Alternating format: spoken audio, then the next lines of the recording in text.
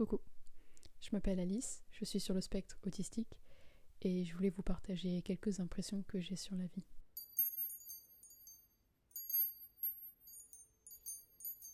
J'ai envie de parler de quelque chose qui m'énerve beaucoup et qui a été assez présent dans ma vie, à savoir quand tu arrives enfin à exprimer ton besoin d'aide et que la personne en face, les personnes en face ne font rien pour t'aider, tout simplement parce qu'elles ne semblent pas comprendre à quel point tu as besoin d'aide.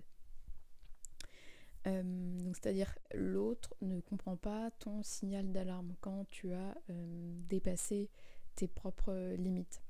J'ai souvent dans ma vie eu du mal à demander de l'aide parce que déjà il faut comprendre comment on se sent intérieurement, comment on perçoit la situation et ensuite parvenir à le formuler et ensuite à l'extérioriser et adapter tout ça à la personne en face de nous. J'ai vraiment eu l'impression dans ma vie de devoir monitorer ma voix au millimètre près pour que ma demande d'aide soit prise au sérieux. Et ça a souvent été difficile pour moi parce que la manière que j'ai d'exprimer une difficulté n'est pas forcément en adéquation avec la manière dont les autres perçoivent cette difficulté et les sentiments qui y sont liés. Donc pour être plus concrète, par exemple, je me sens en colère et j'essaye d'exprimer cette colère-là, j'essaye de dire ce qui a provoqué ma colère et la personne ne semble pas prendre au sérieux ce que je lui dis.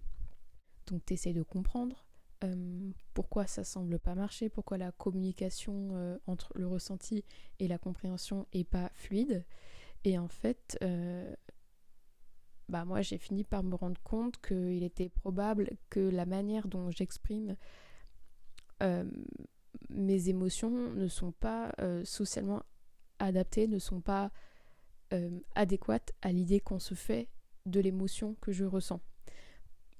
Par exemple, quand je suis en colère, j'ai souvent dû faire face à des réactions d'incompréhension parce que je sens beaucoup de colère en moi, mais je ne sais pas comment l'exprimer, si ce n'est avec les mots. C'est-à-dire qu'avec des mots, je peux exprimer ce que je ressens, mais l'intonation que j'utilise n'est pas forcément adéquate. Donc ça peut vouloir dire exprimer sa colère avec un ton qui peut paraître faux, qui peut paraître monotone, ce qui fait que la personne ne prend pas au sérieux cette colère-là et parfois même, j'ai dû faire face à des réactions de moquerie alors que j'exprimais une émotion très forte.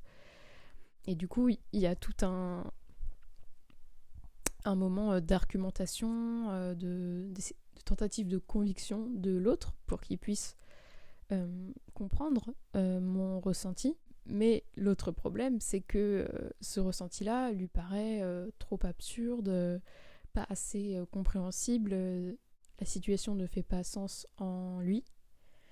Et donc, il a du mal à comprendre ce que je lui dis. Donc, je conçois bien que ce soit un problème des deux côtés, d'empathie réciproque, évidemment, entre les personnes neurotypiques et les personnes neuroatypiques. Mais c'est que bien plus tard dans ma vie que j'ai pu mettre un mot sur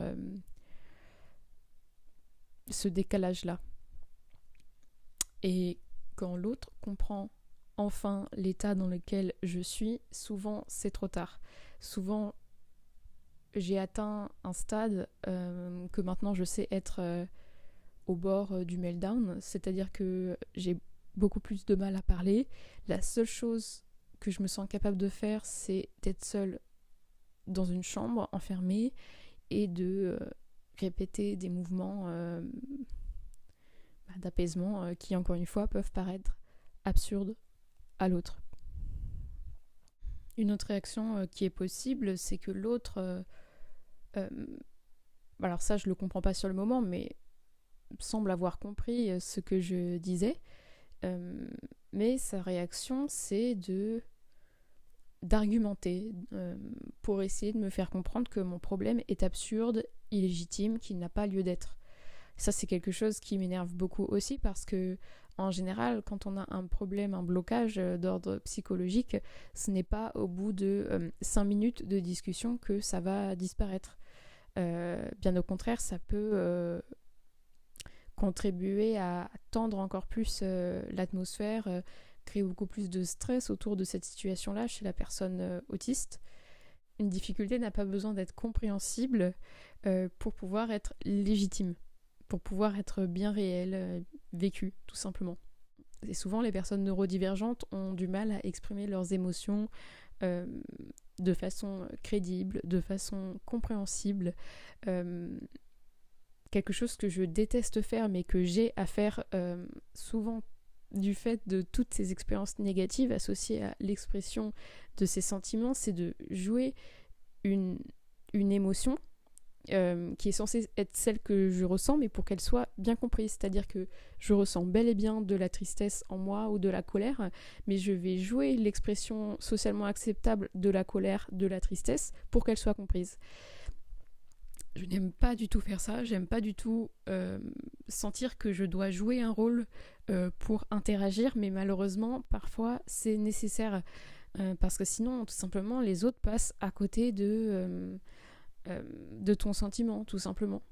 Et encore une fois, ça ajoute une couche au masque social et à la construction de soi mauvaise, de la construction de soi inadéquate et auto-accusatrice du fait de ce double jeu-là.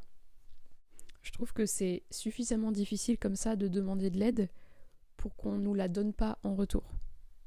Chez les personnes autistes, notamment, la détresse peut s'exprimer par un ton plus monotone que d'habitude, par des gestes répétitifs, beaucoup plus intenses, beaucoup plus rapides,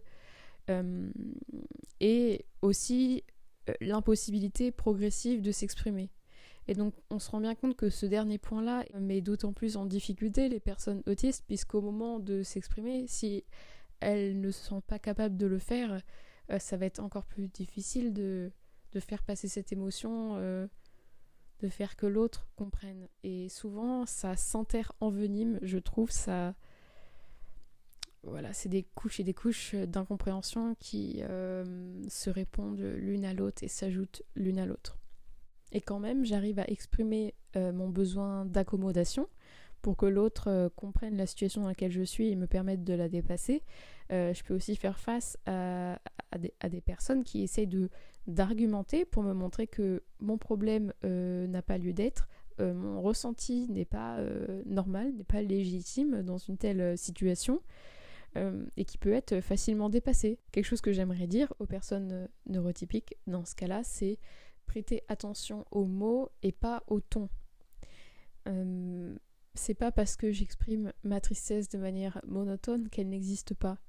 Et surtout d'essayer de mettre en place une accommodation avant que ce ne soit trop tard pour la personne autiste, avant que toute accommodation soit rendue inutile et absurde parce que la personne autiste a déjà franchi ses propres limites et donc plus rien n'est possible à ce moment-là si ce n'est s'isoler et donc rompre le dialogue finalement. Et c'est souvent à ce moment-là que on peut nous dire ah mais tu n'acceptes pas la contradiction, tu t'enfermes dès qu'on te contredit, mais souvent c'est parce que l'autre a tellement essayé de nous convaincre qu'on n'avait pas de difficulté que notre seule manière de nous réguler c'est de nous enfermer.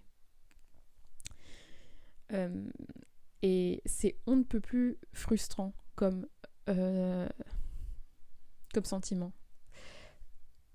Certes, on peut avoir des difficultés à tolérer la contradiction, mais quand on est sur le point d'aller encore plus mal et qu'on nous contredit, forcément, ça ne va pas améliorer les choses.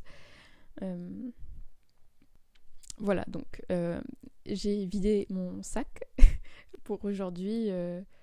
Désolée pour le ton qui peut paraître un peu énervé, mais je le suis. Voilà. Sur ce, passez une bonne journée et je vous dis à la prochaine.